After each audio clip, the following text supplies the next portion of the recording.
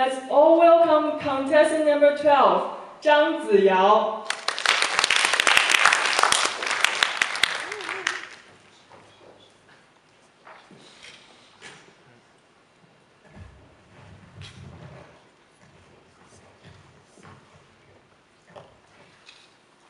Good afternoon, ladies and gentlemen.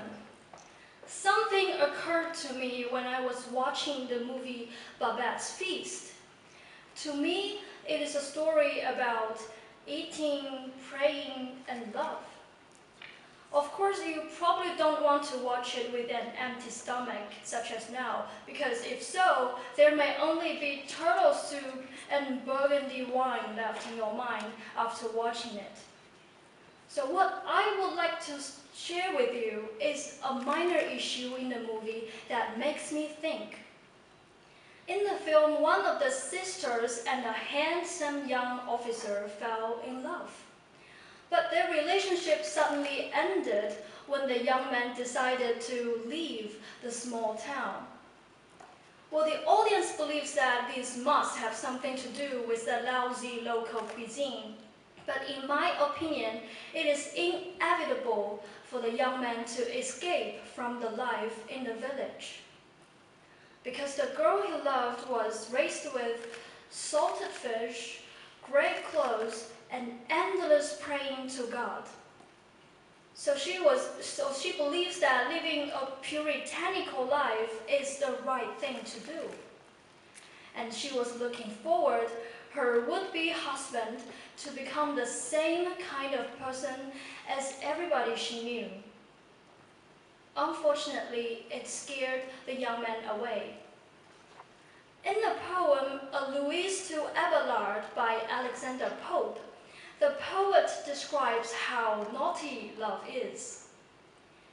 Love, free as air, at sight of human ties, spread his light wings and in a moment flies. This has become one of my favorite quotations about love.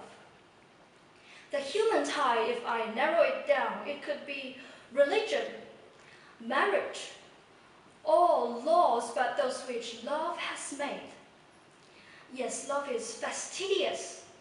Once it sees any chance that would smother the one you love, it will become very cautious and fragile. For rebellious nature somehow rules half of our human hearts. However, nobody possesses a spotless mind, and everyone makes mistakes. So we have to think ahead and control less in order to have a spotless love. I often ask myself, is perfect love possible? And why are all the great love stories I have read so tragic?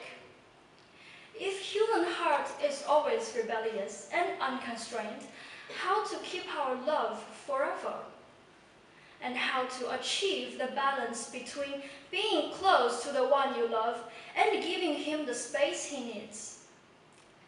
Ladies and gentlemen, I have always kept Pope's words as a motto that reminds me to think twice before I annoy my boyfriend reporting his daily activities. It helps me to be patient. When my grandma asks me to sing a hymn with her every time when I get home, it warns me to always put myself in others' shoes. If I feel it hurts me, it will probably hurt the other person too. Thank you very much. Thank you very much, Winnie, for your prepared speech. Now, could you please give your 2-minute impromptu speech on this topic? Valentine's Day is meant to be about romance, flowers, candlelit meals, and surprise gifts. Do you think it's a good idea to have a special day on which everyone is required to be romantic? Or has it just become an excuse for restaurants and flower sellers to put up their prices? Thank you. Well, ladies and gentlemen, Valentine's Day is a day when boyfriends and girlfriends spending time with each other, talking about their histories of love. cooking a meal for themselves, maybe kissing in a proper time. However, the nature of Valentine's Day somehow changed, in my opinion, into a huge sales campaign. Businessmen and sellers are scratching their heads to draw the couple's attention in order to make a lot of fortune. So here's my evidence. First, restaurants. Restaurants will prepare many special romantic meals for couples, and they are extremely fancy and expensive. So in order to impress the girls, the boys have to save money for quite a long time in order to have a meal like that. Of course, the restaurants are extremely happy about that. And second is cinemas. Cinemas will put on loads of touching love stories for couples to watch. However, they are not selling the tickets separately. They are selling the tickets in pairs. So that's always annoys me when I was single. And third, flowers. I used to sell roses on Valentine's Day, $20 for each. Well, the usual price is $5. So when I saw those shocking faces of those boys, I thought, well, it's Valentine's Day, you have to get over it. In conclusion, so Valentine's Day is indeed a great excuse for sellers to high up the price, isn't it? So instead of saying Happy Valentine's Day, we probably should say Happy Money Making Day next time. Thank you very much. Thank you very much for sharing your personal interpretation of the Valentine's Day, Ziyao. And now please answer two questions from the question master. The human heart is always rebellious and unconstrained. Why do you think it is so important for human beings to feel free? Thank you for your question. Well, for the nature of human beings are, free and unconstrained because people feel comfortable when nobody is controlling you. So you are saying that why it's important for people to feel free, because when I standing up here and